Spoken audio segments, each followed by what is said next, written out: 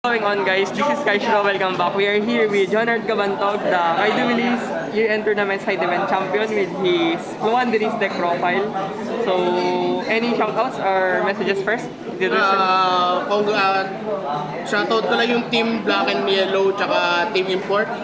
Siyempre. Tsaka Team Toy Shogun, mga nag-retire na. Tapos, para sa inyo lahat ng laro na ito. Okay, so let's proceed to your deck profile. Okay. So, monsters muna. Usual na birds na level 1. The deck build. Tatlong Robina. Okay. Tatlong Iglen. Okay. Isang string. Tsaka isang token.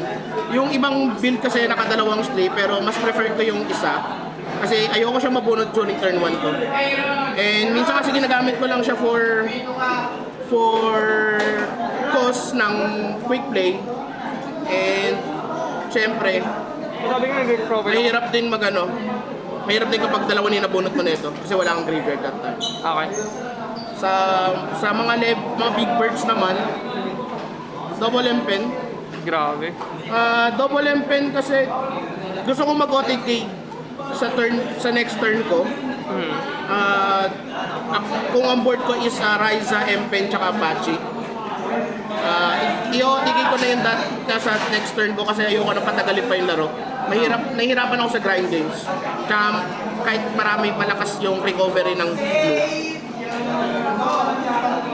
Apex Evian, understandable kung ano naman yung ginagawa nito. Omni Negate, pangontra sa mga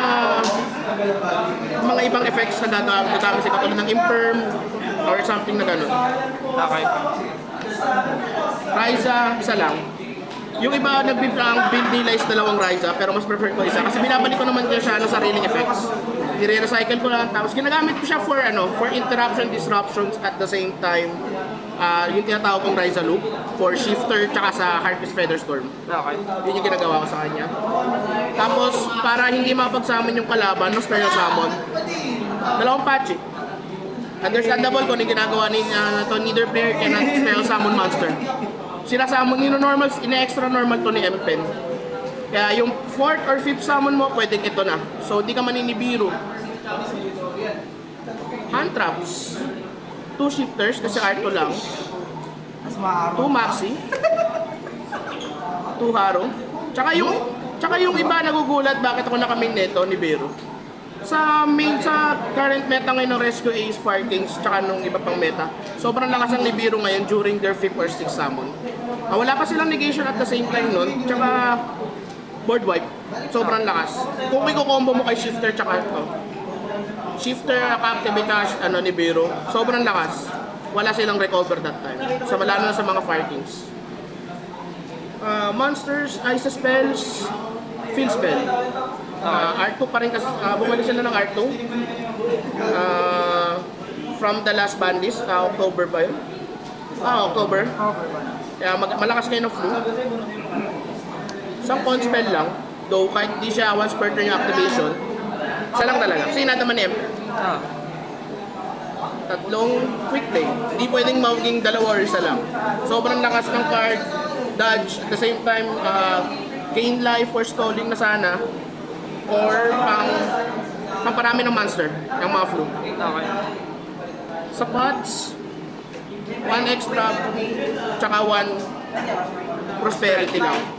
Bakit ako nagra-run lang nito isa? Ayoko kasi mabunot dalawa. Kasi hindi na mabunot agad. Tapos ito R1 kasi sa amin, sa OCG. Okay. So, ito yung pots ko. Tsaka bakit kasi sila magsama? Hindi, actually ginagawa ko dito, may tricks dito. Pag hawak mo sa kamay itong dalawa, unahin mo muna to. Ano naman talaga yun? Start the main phase. Then, if paharo to, pwede ka pa magganito. Kasi hindi ka naman nag-draw. So, hindi ka marirestrict sa kahit ano. So, pwede mo i-activate yung Path of Prosperity if ang extra mo is na-negate ng haro. Okay. Yun yung tricks ko ginagawa ko lagi. Binibake ko lang sa extra. Duality, tatlo. Hindi pwedeng maging dalawa, hindi pwedeng maging isa. Understandable, excavate. Hukay malalim sa deck. Okay. Sun terraforming lang, R1. At the speed spell, syempre, for consistency. R2 lang kasi sa amin to, so dalawang call. Against Haru, against Thrall, against Veiler, something pa sa hand traps naman surface. Okay. Book of Moon for Veiler in Imperm. Madalas ngayon sa current meta, nakatatlong Imperm tsaka may Veiler, so sobrang powerful na card dito sa current meta tsaka dito sa deck na to. Okay. Dalawang Fissure. Okay. Fissure kasi malakas din sa meta, sobra. Lalo na sa pag against ka Fire Kings, turn 0, turn 1 ka, naka-activate to sa kamay mo, wala silang balik, wala silang magagawa. Okay. So, for traps, isa lang. Yan lang. Okay. Dreaming trap. Understandable na to. Interruption, disruptions ng play Okay. ng kalaban. So, So, wala nung may extra deck. uy, gumagamit ako extra deck. For extra deck, Ang lala. SP. SP. Pag di ako gumamit ng play, pag di ako gumamit ng effect, pwede kong gamitin ito dalawang summon for interruptions lang. 3-7 pala, alam ko 3K. Yung Lyrilas na nag-add, actually pang ano lang to, pang Zeus. Yun Okay. lang. Link 3 si Mord. Ginagamit ko dito pag bumalik na yung barrier statue. Okay. Pwede ko i-SS si barrier statue dito. Pang stall. Tipon. Para yung mga 3k attack na monsters hindi makagamit ng effects. One turn stall.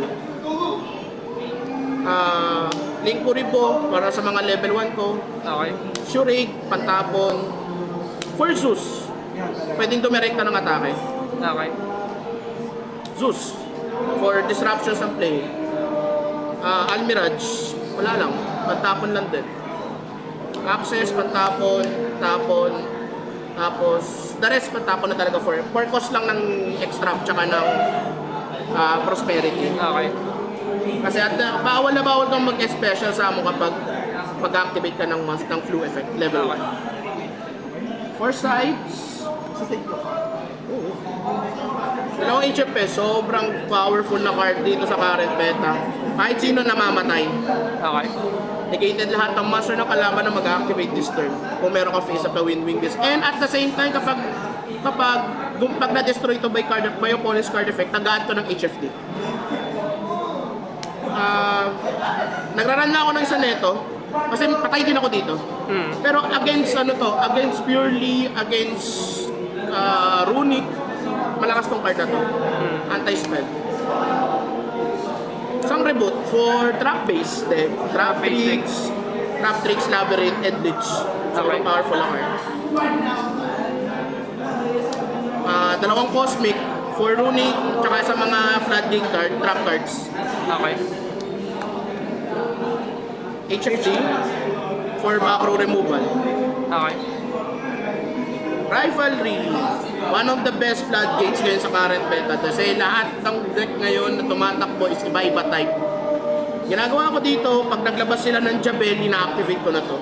Para buo lang malat for the rest of this turn, ang DSS lang nila is spellcaster. Okay. Since wala silang ibang spellcaster, yun na yung may lalabas nila. Dark Simord. Understandable, bawal mag-set sa rescues.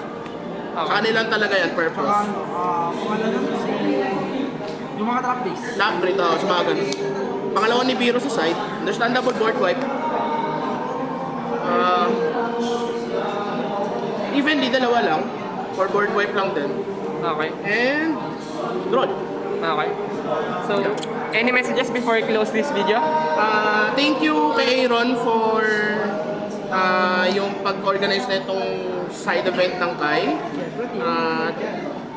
Siyempre, hindi ko rin makakalimutan ulit yung Team Import, Team BNY, Team Toy Shogun, tsaka yung Team Supernova at Team Deparo. Na lahat team ko.